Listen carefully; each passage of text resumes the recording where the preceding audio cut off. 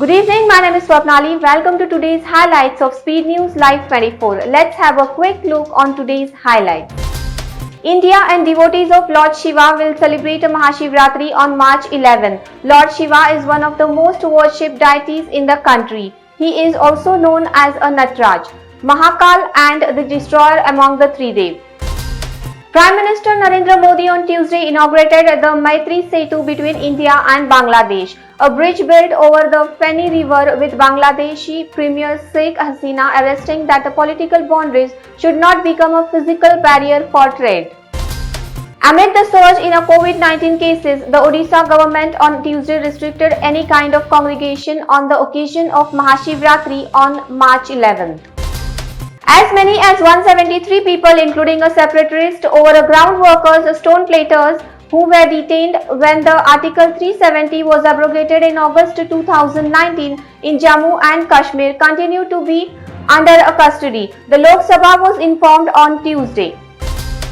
Uttarakhand Chief Minister Trivendra Singh Rawat returned to Dehradun on Tuesday morning after meeting a senior BJP leader in Delhi amid complaints by a section of party MLAs over his style of governance.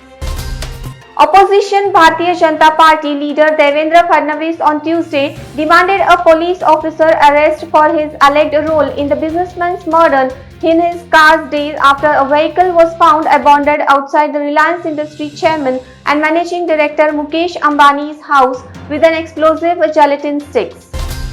Russia's Sputnik fifth vaccine against COVID-19 will be produced in Europe for the first time after the commercial deal to produce in Italy. It was signed by a Moscow-based RDIF sovereign wealth fund and a Swiss-based pharmaceutical company Audience.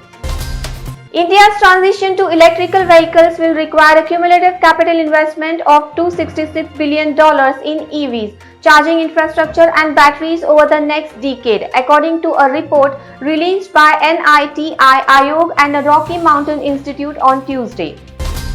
The Supreme Court of India on Tuesday ordered that non-bailable arrest warrant against a BJP candidate and former IPS officer Bharti Ghosh in a connection with the 2019 Lok Sabha polls violence case be kept in abeyance till the conclusion of an assembly poll in West Bengal.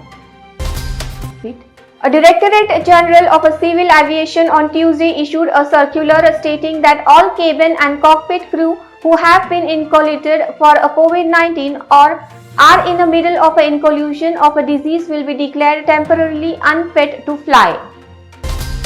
In a bid to break a chain of coronavirus transmission, press restrictions and curbs have been imposed in several districts of Maharashtra. Maharashtra reported 11,141 fresh COVID infections on Sunday. Delhi Deputy Chief Minister and Finance Minister Manish Sisodia presented the 7th budget of the Kejriwal government on Tuesday. Former Puducherry Chief Minister Rangamse NR Congress finalizes a tie-up with the BJP. The AINRC will contest 16 seats while the BJP and AIADMK will fight on the 14 seats. Following the heroics against England in the recently concluded 4-match Test series, India all-rounder Ravichandran Ashwin was voted as the ICC Player of the Month. As an actor, Mazin Jafri turns a year older, wishing him a special day of his none other than Amitabh Bachchan's granddaughter and his ruined girlfriend Navya Neveli Nanda.